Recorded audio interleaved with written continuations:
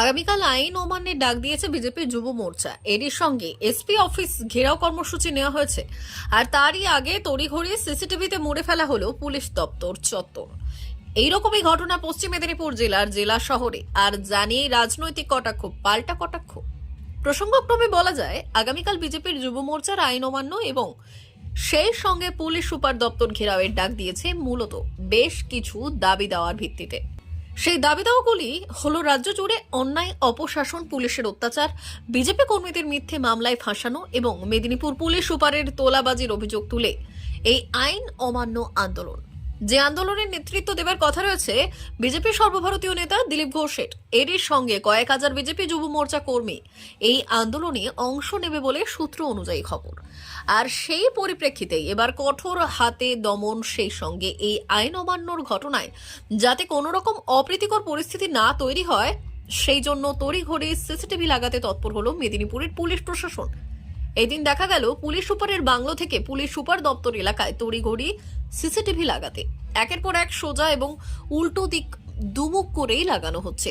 আর যা ঘিরে রাজ্য রাজনীতিতে শুরু হয়েছে তরজা। বিজেপির বক্তব্য, পুলিশ একটা প্ররোচনা তৈরির চেষ্টা করছে, প্রভোকেশন তৈরির চেষ্টা করছে, কিন্তু আমরা কাল পুলিশের কোনো প্ররোচনায় পা দেব না। 60, 70, 100, 200 যত খুশি সিসি ক্যামেরা আপনারা লাগান। সবচেয়ে বড় কথা যে আপনারা চটিচাটা দালাল তৃণমূলে, আজকে আপনাদের দালালির কারণেই পশ্চিম মেদিনীপুর জেলা বিজেপিকে এবং যুব মোর্চাকে আইন অমান্য এবং এসপি অফিস ঘেরাওয়ে নামতে হয়েছে। কারণ এসপি যিনি এসেছেন উনি পুলিশ কম, উনি তৃণমূলের ক্যাডার বেশি। যেদিন থেকে মেদিনীপুরে এসেছেন সেদিন থেকে ওনার লক্ষ্য তৃণমূলকে কিভাবে পশ্চিম মেদিনীপুর জেলায় ভরসাযোগ্য জায়গায় পৌঁছে দেওয়া যায়। উনি পার্টি ক্যাডার হিসেবে এসেছেন, আইপিএস হিসেবে। তাই আমরা বাধ্য হচ্ছি ওনার অত্যাচার, ওনার তোলাবাজি এবং ওনার বিজেপির বিরুদ্ধে যে সমস্ত অন্যায় কাজকর্ম তার প্রতিবাদ জানাতে। পাল্টা তৃণমূলের বক্তব্য, প্রশাসনের কাজ হচ্ছে মানুষকে নিরাপত্তা দেওয়া।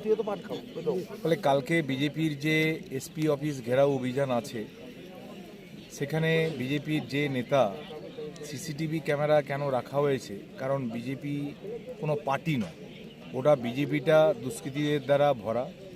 ফলে আপনারা দেখেছেন যে গতকাল রাজ্য সভাপতির উপস্থিতিতে যেভাবে উদয়নারায়ণপুরে ভাঙচুর করা হয়েছে, আবার গতকাল দিলীপ গবুর তার নিজের এলাকাতে তার দলের লোকেরা একজন উত্তরমণ্ডলের সভাপতি বিজেপির একজন নেতাকে, বিজেপির একজন কর্মীকে ফেলে প্রকাশ্যে মারধর করছে দিলীপ ঘোষের সামনে।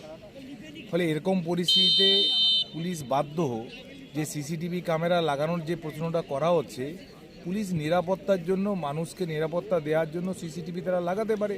D news, Medinipur.